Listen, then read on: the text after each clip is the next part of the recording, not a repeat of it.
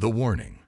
Captain Daniel Morgan stood at the bridge of the Earth Defense Force vessel Orion, his eyes fixed on the scanner display. A small blip had appeared at the edge of their solar system, moving in a way no natural object would. 20 years with the EDF had taught him to trust his instincts. This wasn't a comet or asteroid.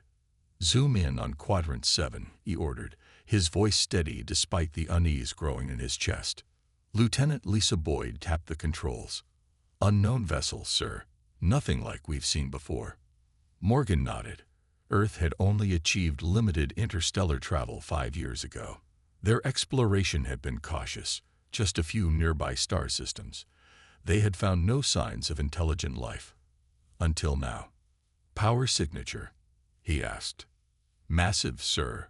Whatever it is, it's running technology far beyond ours." Morgan brushed a hand through his graying hair. Earth was still rebuilding after the climate wars. Most of their resources went toward healing their planet, not building warships. The Orion was one of only 6 patrol vessels in the entire fleet. "Open a channel, all frequencies," Morgan said, "and alert Earth Command." As Boyd sent the message, Morgan stared at the approaching ship.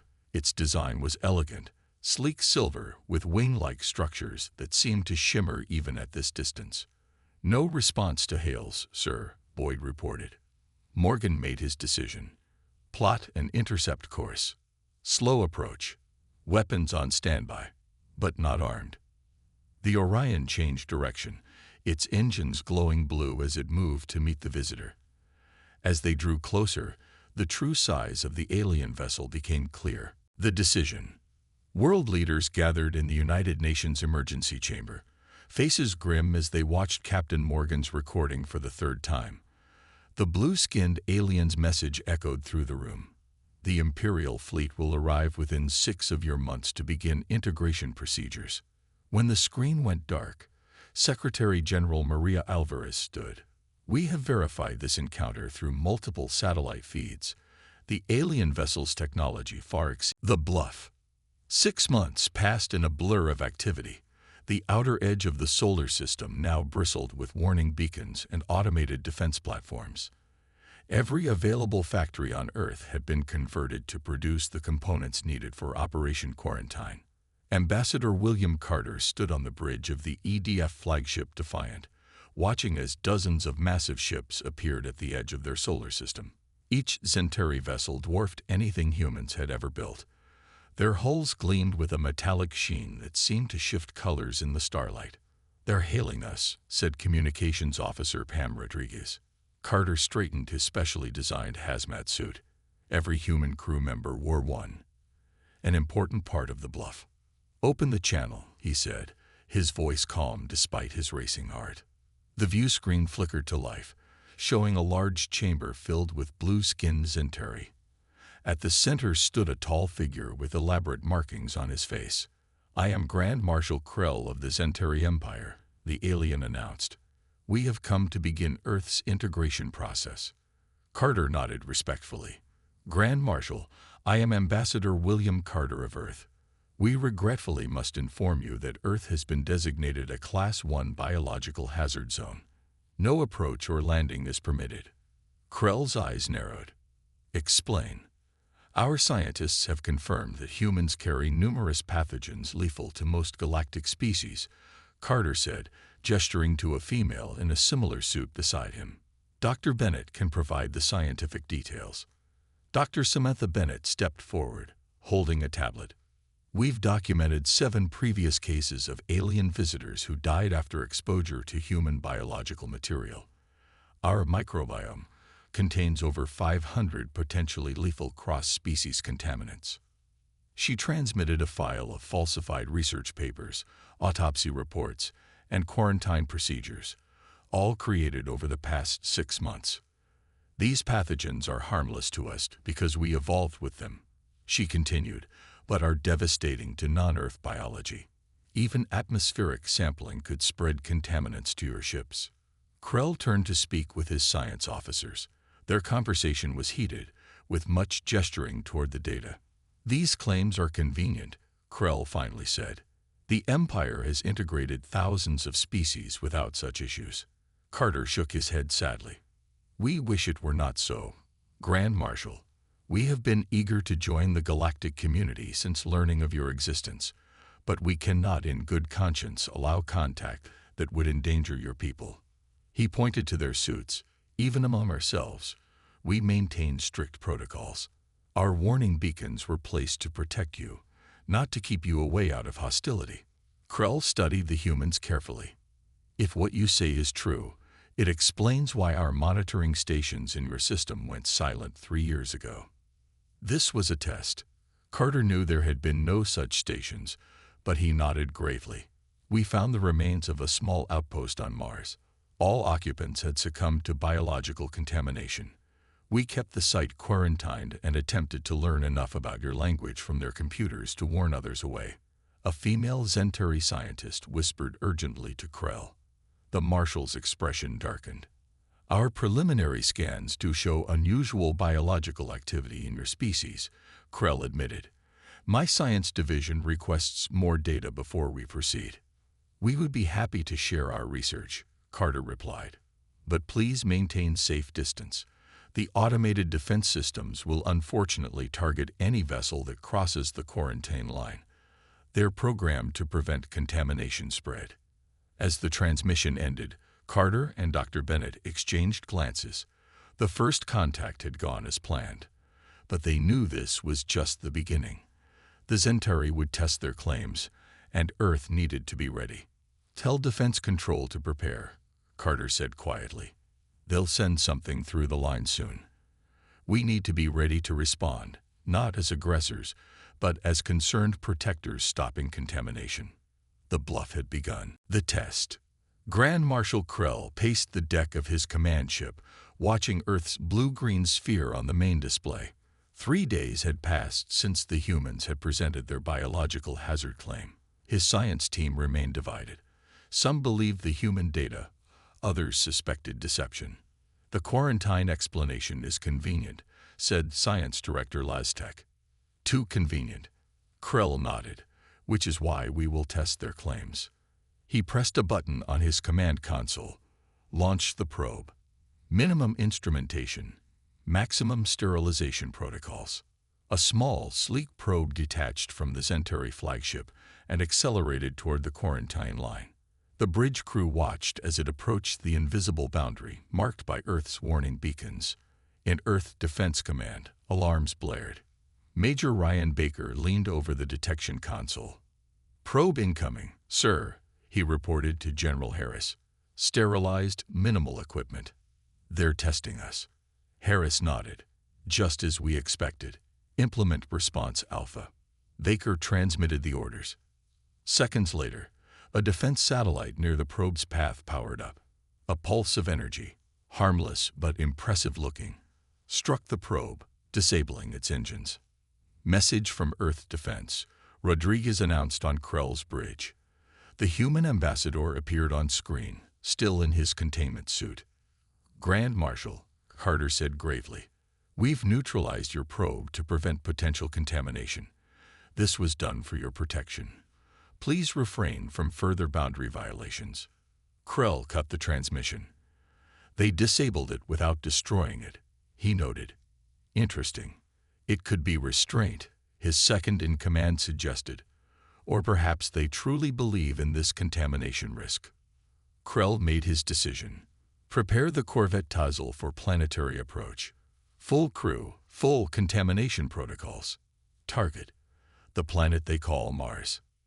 The Tazel, a small warship capable of planetary landing, departed the fleet. This time, it bypassed the quarantine line where the probe had been stopped, using a different approach vector. On Earth, Defense Minister Eleanor Washington received the alert. They're sending a crewed ship toward Mars, she told the Emergency Council. Time to escalate our response. The Tazel crossed the quarantine boundary. For 30 seconds, nothing happened. Then 3 defense platforms activated simultaneously. Carefully calibrated energy pulses struck the ship's engine and navigation systems, leaving life support untouched. The Zentari ship drifted, disabled but intact. Corvette Tazel is not responding. A Zentari officer reported to Krell. Life signs stable, but systems are offline. Krell's expression hardened. The humans have more advanced defense technology than we anticipated. On Mars, 6 EDF shuttles approached the disabled Zentari vessel. Each human team member wore an elaborate hazmat suit with blinking indicators and external air supplies.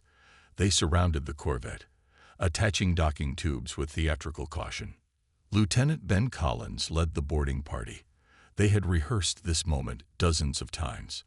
As they entered the Zentari ship, they sprayed visible clouds of harmless mist.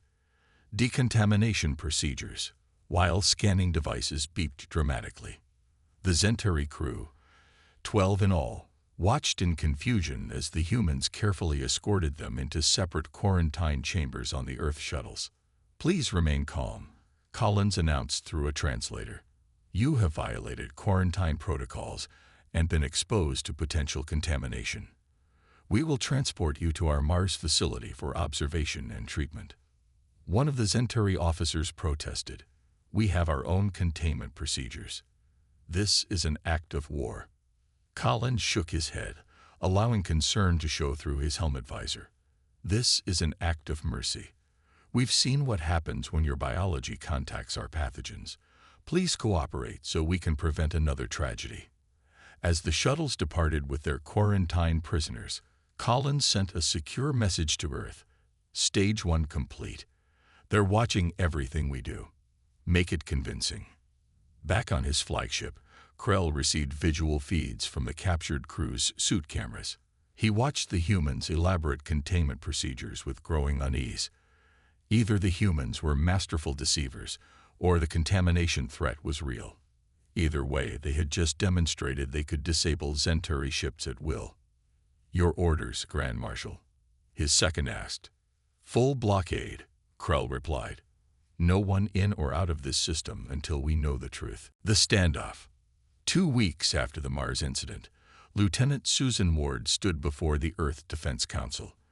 Despite being only 32, she had become one of the most valued special operations officers in the EDF. "The blockade is complete," she reported, pointing to the holographic display showing Zentari ships positioned throughout the solar system. "They've established a perimeter beyond Neptune. Any Earth vessel attempting to leave the system is turned back." General Harris nodded grimly. "And our captives?" "Continuing the charade, sir," Ward replied. "The Zentari crew members are being well treated in our quarantine facility on Mars. We're keeping them separated and feeding them the story that we're concerned about contamination." Dr. Grant entered the room, looking tired but determined. "We've learned more about their biology from the medical scans. The Zentari are oxygen breathers, but require higher nitrogen levels than humans. Their body chemistry is copper-based rather than iron-based." "Can we use that?" Harris asked. Grant smiled slightly. "We already have. I've prepared a plan. Lieutenant Ward's team will make it happen." 3 days later, Ward and 5 operatives boarded a small, unmarked ship. They wore the distinctive hazmat suits that had become Earth's signature when dealing with the Zentari.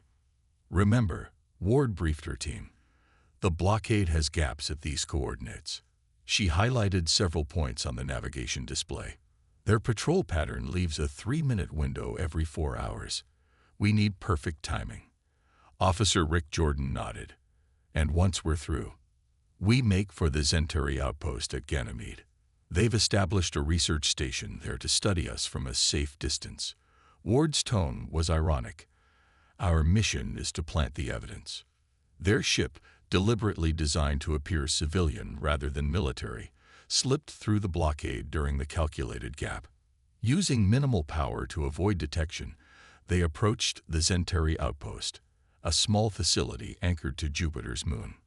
"Approaching from the shadow side," Jordan reported.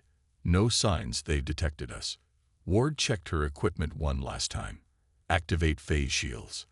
The special suits they wore beneath their hazmat gear would block Zentari scanners from detecting the contents of the small containers they carried. Dr. Grant had prepared the contents with great care, harmless to Zentari, but designed to create symptoms that would mimic a spreading infection. Using thrusters designed to leave minimal energy signatures, Ward and Jordan exited their ship and approached the station's external air recycling system. 30 seconds, Jordan warned as they worked to open the access panel. Ward carefully placed the container inside, activating the timer. Done. The compound will disperse gradually through their air systems. They won't detect it until the symptoms begin. Back on their ship, they retreated the way they had come, slipping through another patrol gap as calculated. 2 days later, alarms sounded on multiple Centauri ships. Several officers stationed at the Ganymede outpost had developed blue skin lesions and respiratory difficulties. More concerning to the Centauri, the symptoms were spreading to others who had been in contact with them. The Galactic Council, the governing body that oversaw the Empire and its neighbors, received an urgent message from Grand Marshal Krell. The humans' claims of dangerous biological contamination had been verified. 3 Centauri had already died despite their best medical efforts.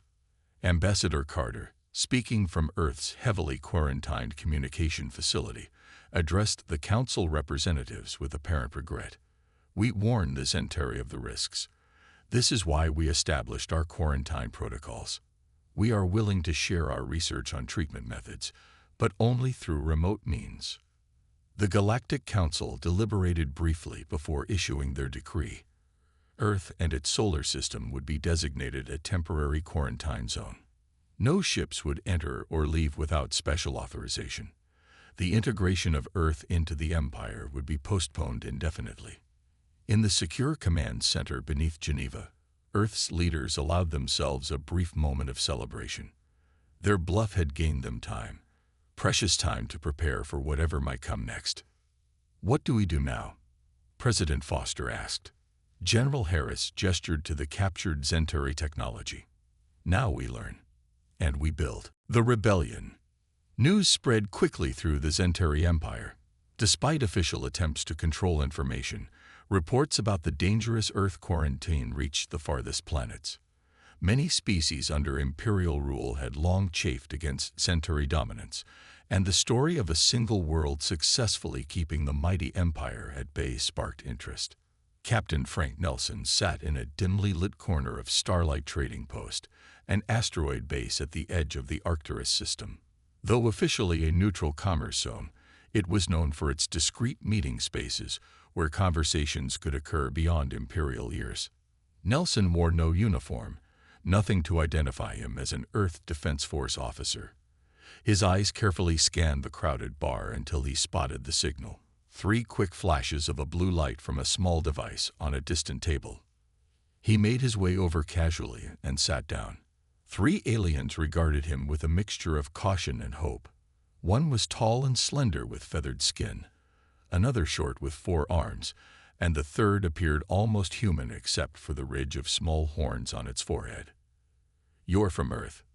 the 4-armed being asked quietly. Nelson nodded slightly. "And you represent the Thalan Alliance, the Mech Confederacy, and Rigel Collective?" "We do," said the horned alien. "I am Kresh of Rigel. We have heard much about your world's unique situation." "The quarantine," Nelson said carefully. "Yes, it's been challenging." The feathered alien leaned forward. "Our sources say the Centauri ships that approached your world suffered mysterious illnesses. Many died." Nelson kept his face neutral. "Biological incompatibility is unfortunate but real." "Interesting," Kresh said, "because our scientists say the symptoms described would be impossible given what we know of Centauri physiology." A tense silence fell over the table. Finally, Nelson made his decision. "What if I told you there might be ways to create similar incompatibilities elsewhere?" The 4-armed alien's eyes widened. "You admit the quarantine is—" "I admit nothing," Nelson interrupted. "I'm simply suggesting that Earth might have developed certain scientific insights that could be beneficial to other worlds seeking to maintain their independence." Kresh smiled slightly. "The Empire has ruled our worlds for 2 centuries. They take our resources, control our trade, station their troops in our cities. Yet a single planet has kept them at bay for months. Perhaps we could establish a research exchange, Nelson suggested. Remote, of course, due to our quarantine restrictions. What would Earth want in return? The feathered alien asked. Information, Nelson replied. Star charts, weapon specifications, communication frequencies, patrol schedules. Knowledge is our most valuable currency right now. The three aliens exchanged glances, then nodded in agreement. Over the next 4 months, Earth established secret communications with resistance movements across 12 star systems. Each received carefully designed technical specifications, defense systems that could disable Zentari ships without destroying them, communication scramblers that could mimic biological contamination alerts, and strategies for establishing convincing quarantine zones.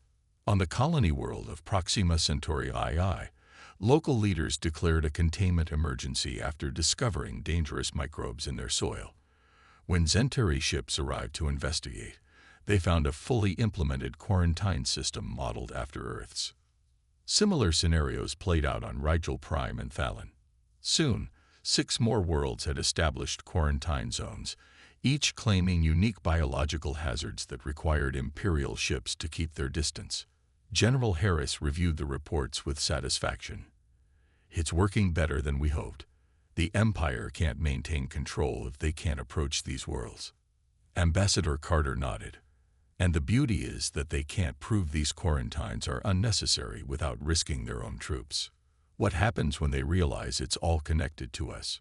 President Foster asked. By then, Harris said, it will be too late. The rebellion has already spread too far.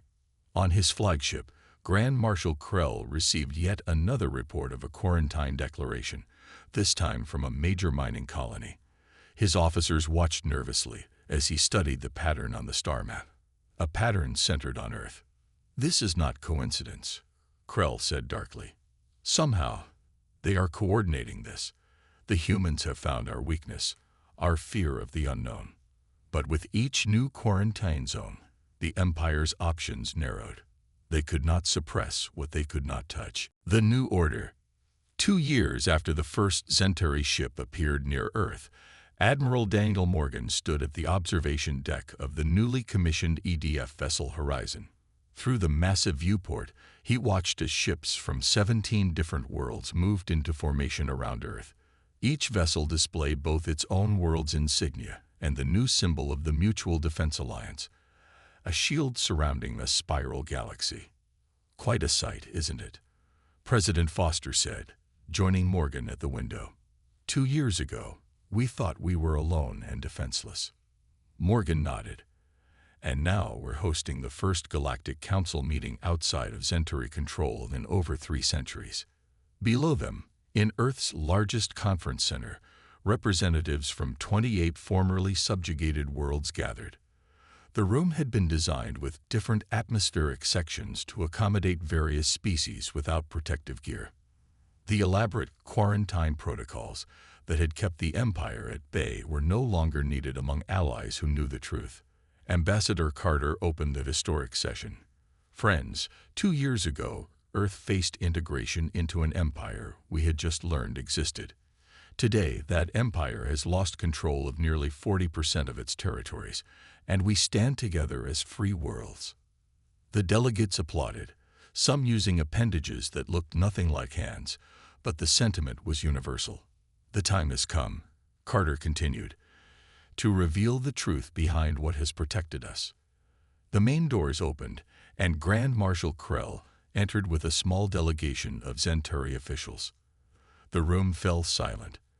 Many delegates had suffered under Zentari rule for generations, and seeing their former oppressors in this setting was jarring.